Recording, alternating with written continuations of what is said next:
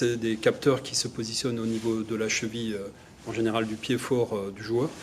Et ça permet en fait de collecter un certain nombre de data qui sont notamment liées aux performances physiques, donc le nombre de kilométrages parcourus, etc., le nombre de sprints réalisés, le nombre de courses normales ou à haute intensité réalisées. Et ça donne aussi surtout un indicateur qui est le nombre de ballons touchés. Et ce nombre de ballons touchés en fin de match, c'est compilé par rapport à l'ensemble des joueurs et ça génère un circuit de passe préférentiel collectif, mais également individuellement pour chaque joueur.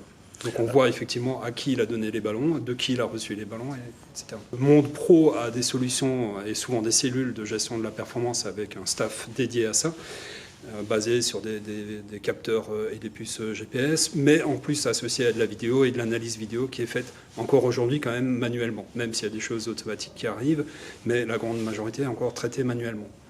Donc c'était relativement coûteux et donc peu accessible pour le football amateur. Alors cette solution, effectivement, a été conçue pour le rendre accessible au football amateur et donner un certain nombre d'éléments aux coachs, et aussi aux joueurs, pour ces aspects de data.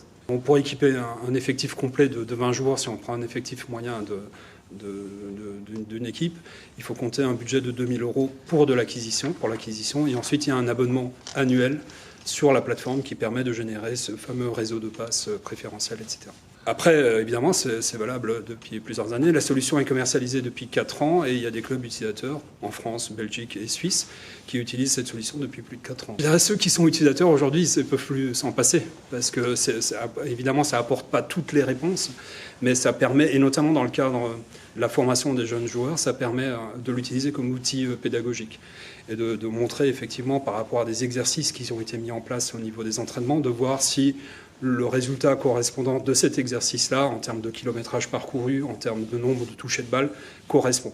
Et l'éducateur là a un rôle important et il peut expliquer ce qu'il attend en fait de cet exercice-là et démontrer par les datas directement.